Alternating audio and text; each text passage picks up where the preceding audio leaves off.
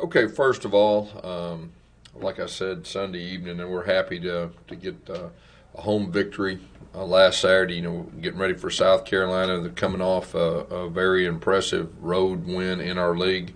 When you look at them, they've got six returning starters on offense and defense. Really, what stands out to me about their defense is they're one of the top in the country in total defense. They're third in our league. Their third downs, I think they're first in the league on third down defense, so that's going to present some challenges. And then you look at their offense. The running back Kevin Harris runs extremely hard. The receiver Shi Smith is a very electric, and their quarterback Colin Hill. I mean, I'm very impressed with him. He's a big guy that has a real strong arm. So, real solid team.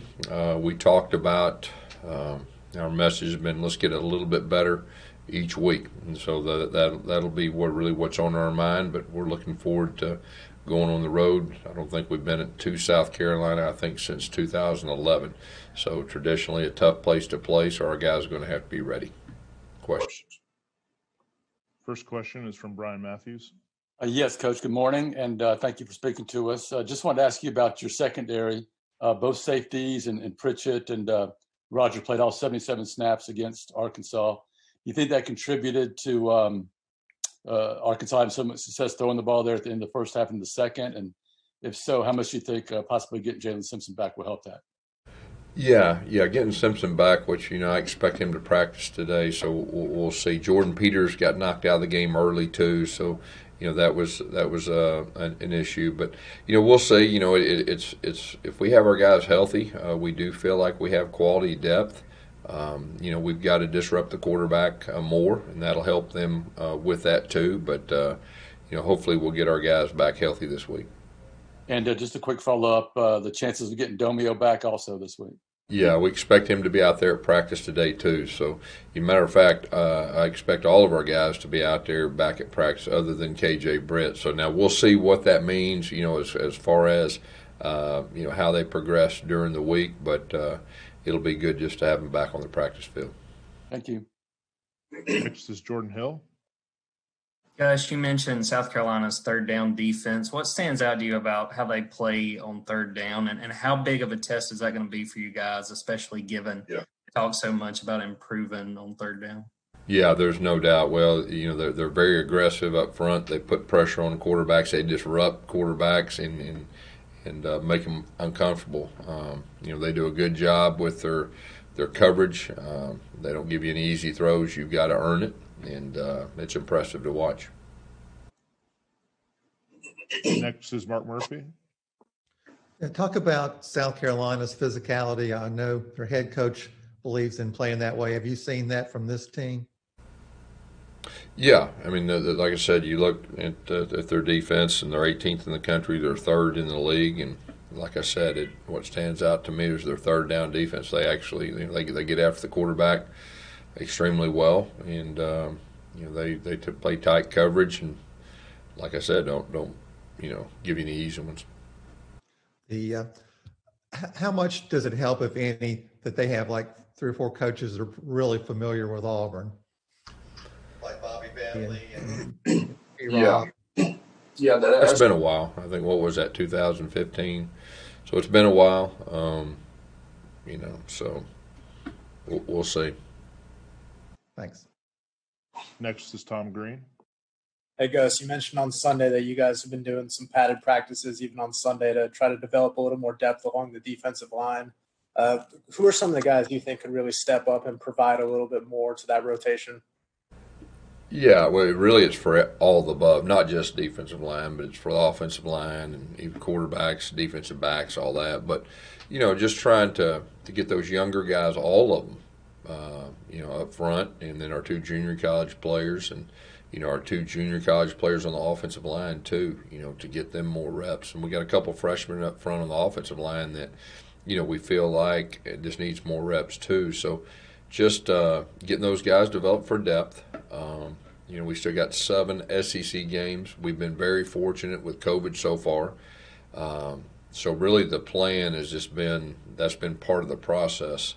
That are playing and develop more depth and get our guys ready. And you can see improvement even like watching the film Sunday night after, I think we went 16 plays or something, but you could see a couple guys starting to take that next step. But to answer your question specifically, yeah, all the freshmen up front and the 2 junior college players. Next is Steve Moulton. Yes, Coach. I'm wondering how healthy you think you are along the defensive line, and so far, how have they looked this week, Coach? Yeah, well, like I said, we just had a Sunday practice specifically geared towards our young guys. We'll probably have our main base down practice day today, and like I said, we're hopeful that we have everyone out there other than KJ Britt to be in some sort of practice mode today. We'll see how that goes after today and tomorrow, and like I said, I can give an update on Thursday after we wrap up practice. And since it is South Carolina, I can't help but want to get a thought or two from 2010. I know it's the 10-year anniversary of the national championship year. Of those matchups against South Carolina, I think y'all faced them twice, once in the SEC championship game. Just any memories on those matchups for you, Coach? Yeah. First of all, at home, it was an extremely tough game, and we ended up winning it close. And then we got a chance to play them again. Anytime you play a team the second time in the same year, that's always a challenge. But, that was a team that we continue to get better throughout the year. And we were playing our best ball in the SEC championship. And, of course, we won that game pretty good. And, the rest is history.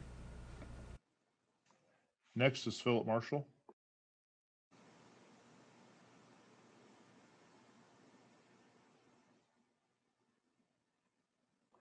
Philip, you there? Yes, I'm sorry. Gus, it's kind of a pretty neat story that your first touchdown Saturday was scored by a kid that always wanted to play at Auburn and was playing in his first game. How much do those kinds of stories mean to you? Oh, it means a lot, And, of course, I was a walk-on, same way he was. But, what's really stood out to me about him is just he does anything we ask him to do, whether it's scout team, special team, scout team, defense. And he's got a skill set, too. He's a little bit banged up earlier in the year and came through. And so, he's a guy that can really help us, we feel like, moving forward on special teams. So we're real pleased with Lester right now. Thanks.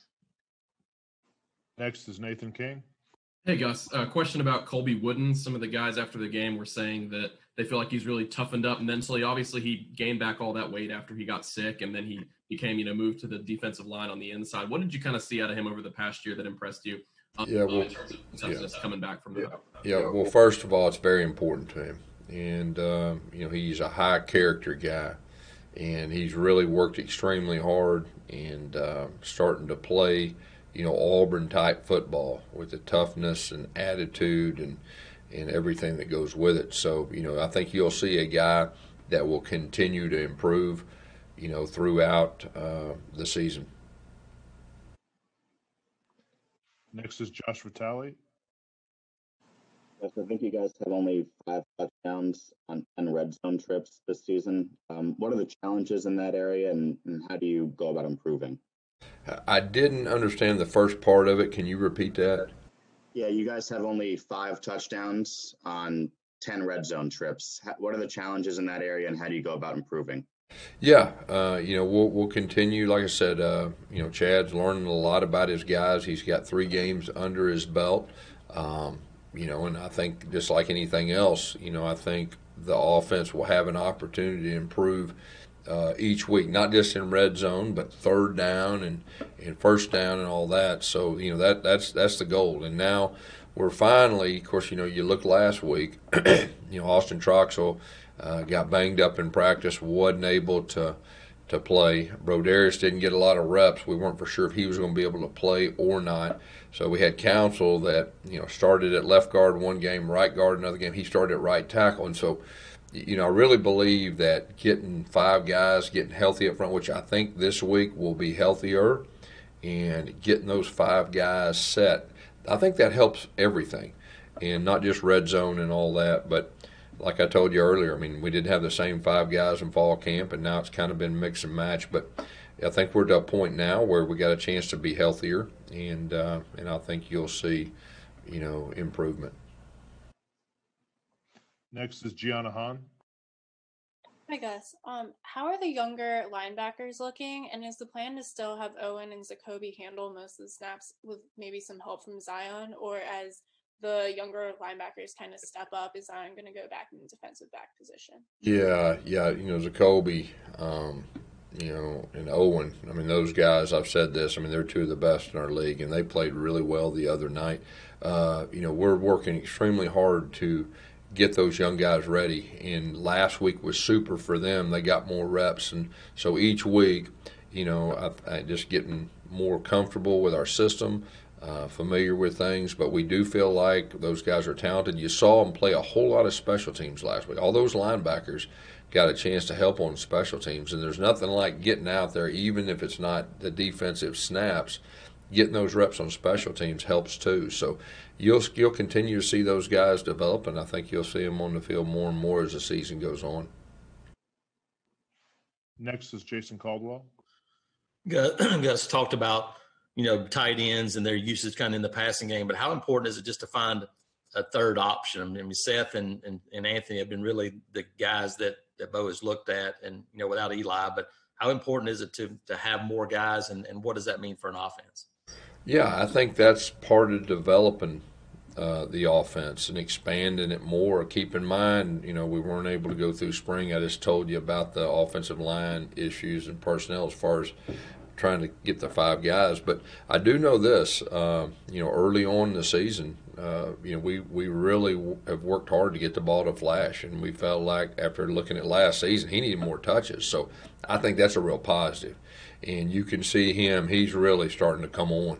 And then you look at Seth, and we think Seth's got a chance to be one of the best receivers in the league also, and trying to get him involved. So what you'll see is it'll be a process, and you'll see more and more guys get involved. And, a lot of times if they're going to single those guys, we're going to keep throwing it to them. And if they do a little extra, well, then you use your common sense and you start getting it to other guys. So I think with both of those factors, I think you'll see more and more touches for other guys, throughout the next 7 games.